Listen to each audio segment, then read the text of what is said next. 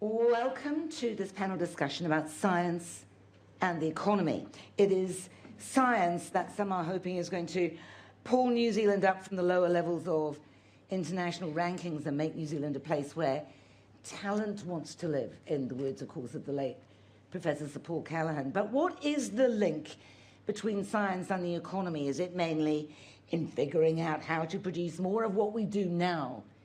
Or can science take a lead to a more prosperous future? Today, we're joined by a stellar collection of scientists. Professor Sir Peter Gluckman, Chief Science Advisor to the Prime Minister, with an international reputation in the fields of paediatrics, developmental biology, and the public understanding of science. Derek Handley, a star of the new breed of internet startups. He founded a marketing and media company called the Hyper Factory, the largest of its type in the world, when he sold it in 2010. He has a range of interests, constantly named as one of the most influential young leaders, both here and in the United States. Soon he's going to be an influential middle-aged leader, but don't break the news to him too soon, where he's a founding member of President Obama's Startup America Partnership. Professor Sean Hendy is Deputy Director of the McDiarmid Institute for Advanced Materials and Nanotechnology at Victoria University. He has research interests at Industrial Research Limited, in nanotechnology, complex systems. He's writing a book about how innovation can reshape New Zealand's economy. And Dr. Caroline Saunders is an economist, a dismal scientist in many respects, a director of AERU at Lincoln University. Her research is focused on sustainable economic development and specifically trade and environmental factors associated with it, such as energy use, greenhouse gas emissions, and the development of new technologies. Welcome to you all. I was thinking that Rutherford did not work on the atom at his Cavendish laboratory for the greater prosperity of New Zealand or for a better OECD rating. Is there a danger, Sir Peter Gluckman, in concentrating on insisting that science is linked with New Zealand's prosperity and economy so much now? No, there's not a danger. I think we've got to understand that's not the only reason for doing science. Science is important to our culture, it's important to our environment, it's important to our social well-being. But fundamentally, every small country in the world that's succeeding is using science to drive its innovation ecosystem. But nevertheless, what's happened to the people who toil away in blue sky science? But that's the important bit. Blue sky science provides the ideas on which business and innovation thrives. If you do not have ideas generation, you do not get innovation. If you do not have science, you will not have science-based innovation. Sean Hendy, what's your view on this? Because I know that you are at the sort of cutting edge of science in terms of New Zealand's and the future economy in the world stage. Yeah, I mean, I often think, science in a way defines the boundaries of what we can do in innovation. It's pushing those frontiers out. And often when you're at the frontiers, you're not quite sure what you're doing. You've got this interesting question in mind, and you're driven to solve that question. I mean, Rutherford's a good example. He was working for curiosity to solve some of the great questions of the day. He wasn't thinking about benefiting the economy. Nonetheless, his work has had immense benefits to our economy. And of course, a lot of the students he trained had a particular impact coming back to New Zealand and took up positions of leadership and really designed our science and innovation ecosystem that we still have today. I'm interested in your take, Derek Handley, on that, but also on the fact that you are doing nothing at all with what New Zealand is traditionally known for. You're not doing anything to do with food or commodities or wool. You're doing something on the internet. It's out there. It's a whole new zone. Do you think that's what we should be looking at? Yes, I think when you were talking about the danger of going down the science only for business path, I think that is less dangerous than allowing all of the science to just be curiosity-based, right? So we're in New Zealand, we have 4 million people. We can't afford to have all of our science just be maybe one day we'll crack something and something will happen. I think we need a much more portfolio approach where we go 80% of our science should be directed strategically to things that are going to benefit the country. And maybe 20% of it should be, hey, we'll figure something out. And so from my point of view, where we're building our companies, we started from the premise that there are markets here, things are going to change, there are consumer trends, and there need to be solutions. And if you can apply those kind of frameworks, we know what those trends are. We know what the main things are going to happen in the next 10 to 20 years. Do we? Well, there's some huge ones that we do know, right? We do know that we're going to have 2 billion more people. We do know that people are running out of resources. We do know that we've got problems with energy, and science is the only way to solve those things. And we do know in the very long term, when I'm a grandfather, we're going to have to take anything that we produce in this world and recycle all of it to produce what we consume out of it. Not just bottles and things like that, but every single piece that makes up the Earth. So science needs to solve all those problems. And since we know they're going to exist, my view is we actually should be focusing on some of them pretty relentlessly, which gives us a long-term path to move towards. Yeah, we can have the 20-30%, which becomes curiosity, as you called it. But if we don't have a strategic approach, we're going to just be throwing money down the drain. And you know, we're not American. We can't afford to do that. So, Peter, do you think that where our prosperity might lie with science is addressing those kind of problems that Derek's talking about? Yes, I think it does. I mean, I think we've got to think about where our competitive advantage is. We have to build off. But we know what our competitive advantage is. Do we? It's making milk right now, isn't it? No, we also have a well-educated population. We're actually a population that is small enough to get multidisciplinarity. But sorry to interrupt. But, you know, we are constantly aware of PhD students, scientists, young scientists coming back to New Zealand from overseas wanting to contribute, and they cannot get jobs. Well, nobody here at this panel would think that our system is in great shape.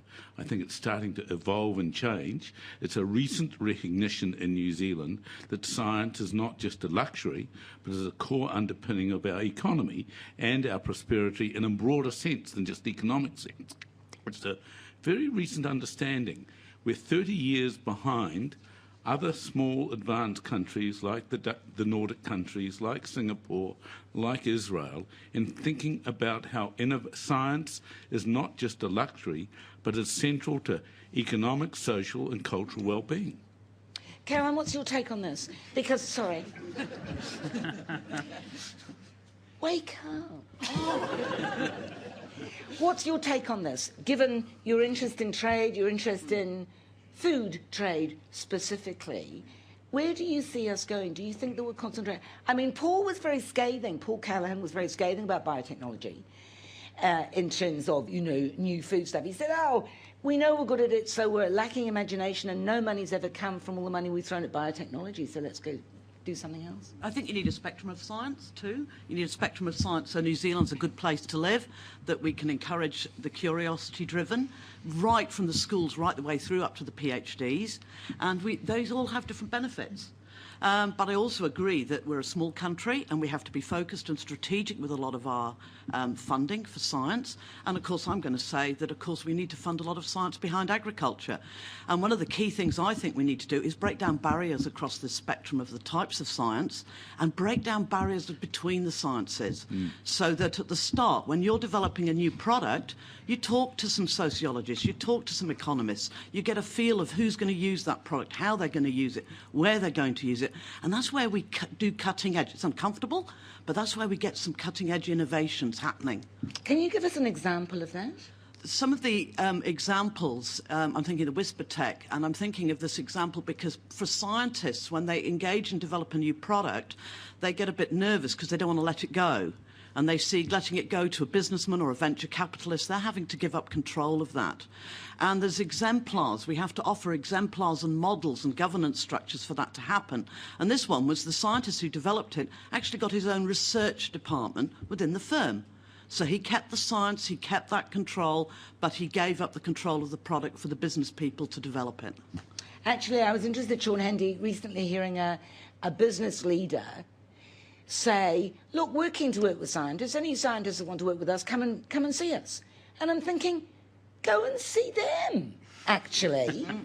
Would you not say that? Yeah, look, I do go see businesses, and it is interesting. There's a variety of different attitudes to collaboration within the business community, and you've got some businesses that are very, very open and very happy to work with scientists from universities and CRIs. There are other businesses that are very much of the opinion that they can do it themselves, and you know, people have described this as the New Zealand man alone syndrome, where we're just going, you know, our R&D department is going to do all the, you know, it's going to focus on our core technology. We're the best in the world at it. We don't need any any other scientists to contribute. And I think it's a little bit narrow-minded. Nonetheless, some of these businesses do very, very well. And so I do think that scientists do need to go talk to businesses, and businesses need to be receptive to talking to scientists. But again, one of the things that many people stress to Peter is this idea of connectivity and connectedness.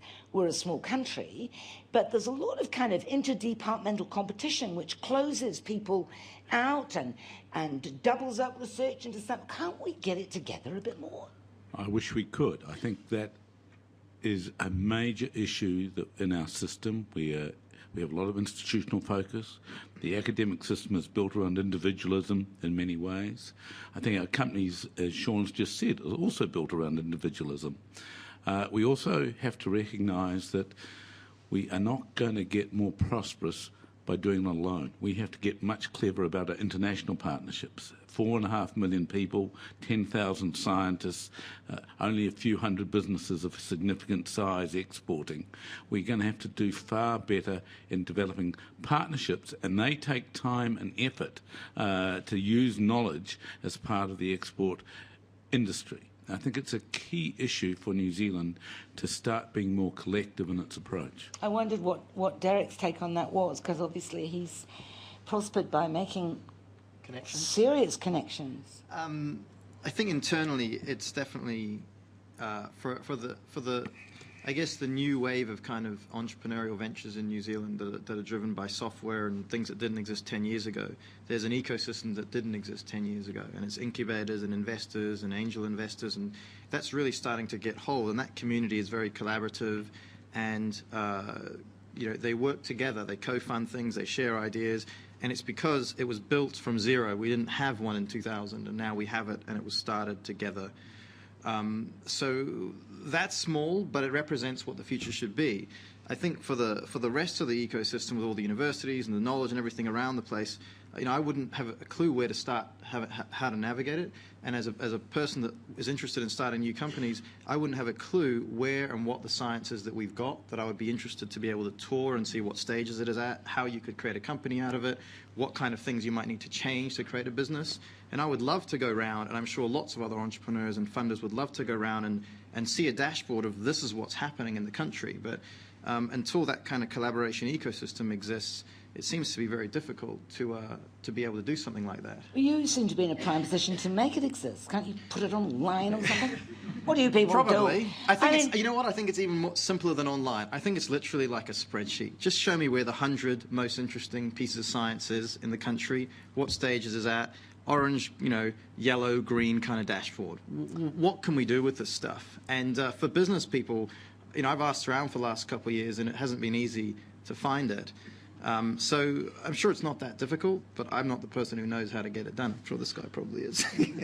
Well, I think one of the major announcements of the last few months has been the intent to improve the level of technology transfer information available through the Advanced Technology Institute, which was announced recently as being a system precisely designed to make it easier for business to access the knowledge within the New Zealand system. So I think things are moving, but we're behind the times. We've got to catch up. I think we are, and I'd actually, say it's actually hard for scientists to find out what science is going on in New Zealand. Actually, we really need to make our science innovation system self-aware. Right? If you're interacting with it in any way, you really want to know what's going on in other parts of the science system. Yeah, and I think we talk about communication and interdisciplinarity across the science system. I'd like to actually see it more across our sectors too, as we engage with the sectors. And it takes me back that when it was very fashionable in New Zealand to have a high-tech sector, we had the 3 enabling sectors, and high-tech was one of them. We got some work to go out and look at high-tech, and it was fascinating talking to these companies and dealing with the issues that they had in getting to market. But one of the saddest things was we were not allowed to include agricultural high-tech in that work. How silly was that? Whereas I think some of the cutting-edge stuff that I see out there is in the agricultural space with technologies to reduce our environmental footprint, and we're not facilitating that in the same way and taking it out to the rest of the world, which is an area we do have comparative advantage in. One of the things that you have said in the past, Carolyn, is that New Zealand does not respect science and education as much as other countries. Why do you say that? What's the evidence? I was referring to a study that's just